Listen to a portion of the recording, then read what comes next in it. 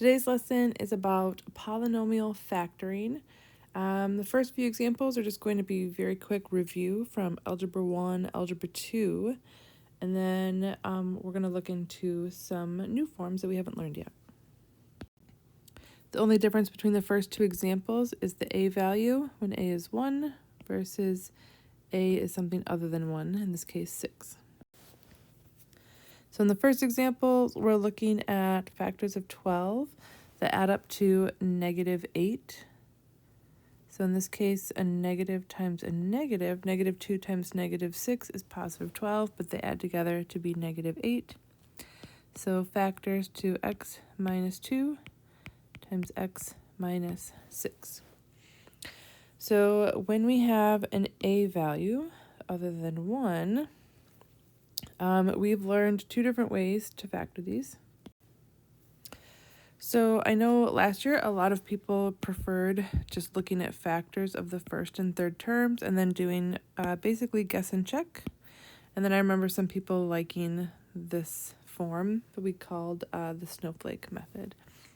So let's guess and check. It's either going to be x and 6x or 2x and 3x. And then we have to look at these factors, and what we need is when we multiply the outside and the inside together, they have to get us that -7.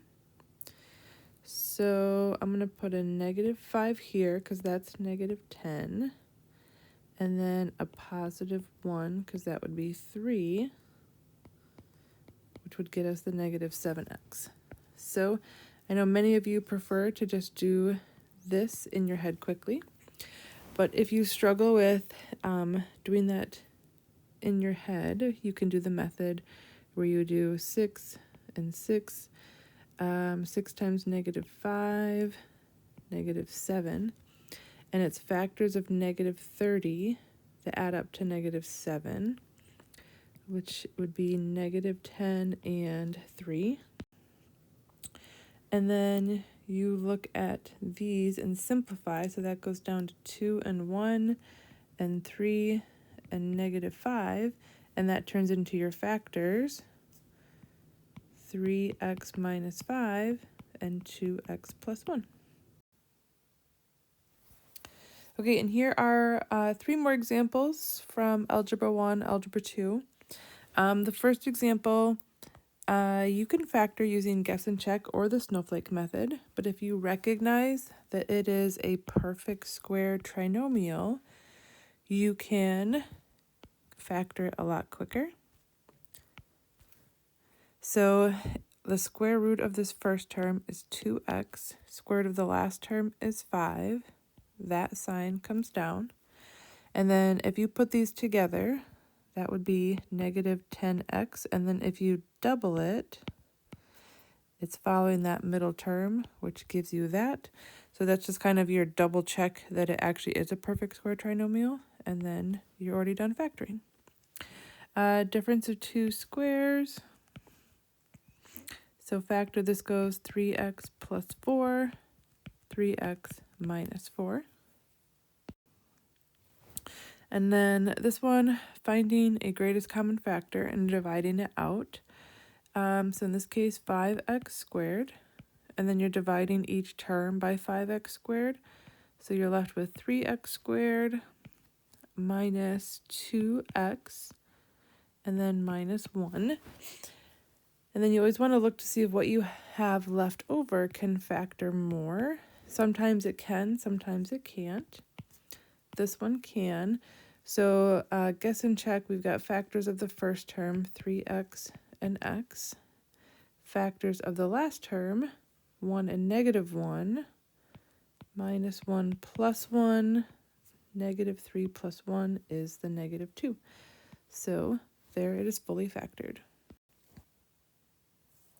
Okay, here are 2 examples that we did not do in Algebra 2. And it's the sum of 2 cubes and the difference of 2 cubes.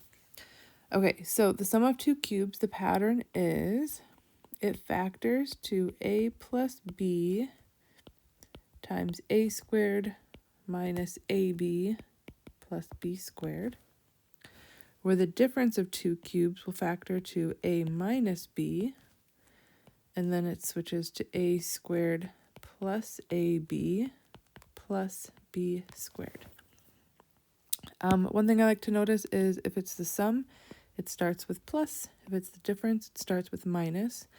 And then it switches sign. So plus, minus, and then it's always plus at the end. This is minus, switches sign, plus, it's always plus at the end. So for an example, x to the third plus 27, that is the sum of two perfect cubes.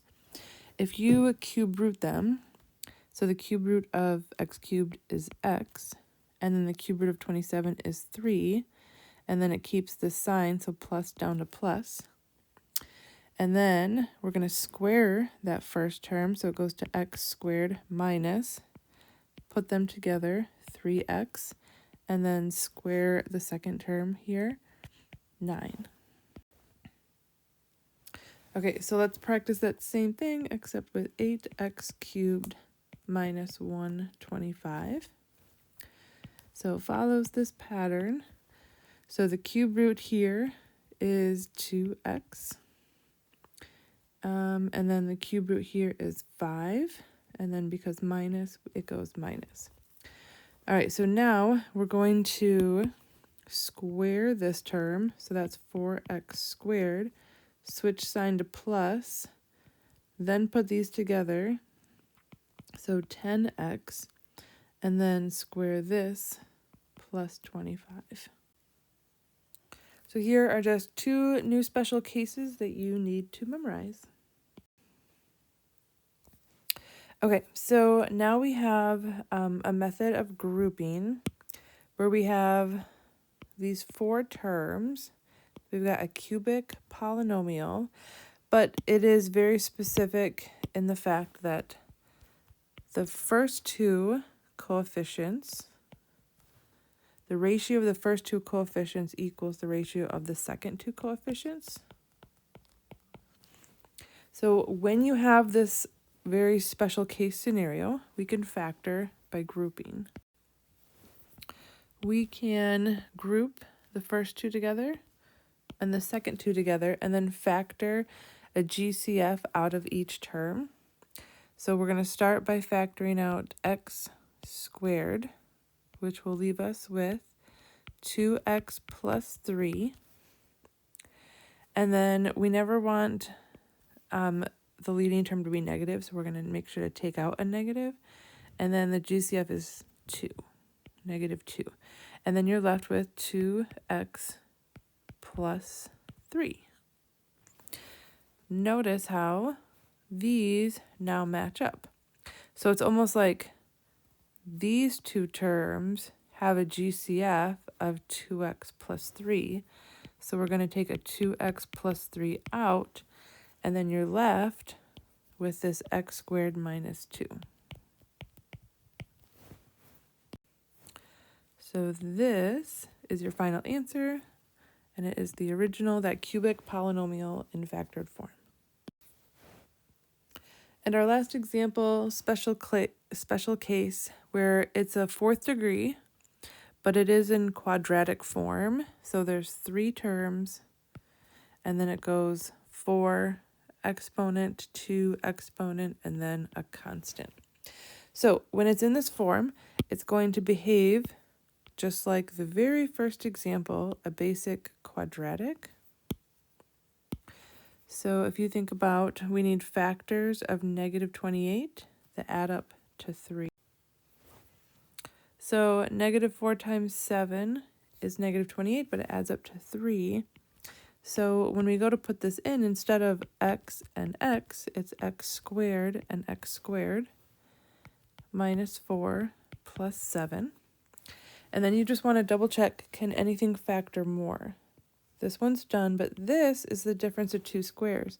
So that can go to x plus 2, x minus 2, now times x squared plus 7. Fully factored. Okay, so there is a quick video just reviewing a lot of factoring you've done in the past, and then introduces you to a couple new special case examples that we will use in this unit. Good luck with your lesson.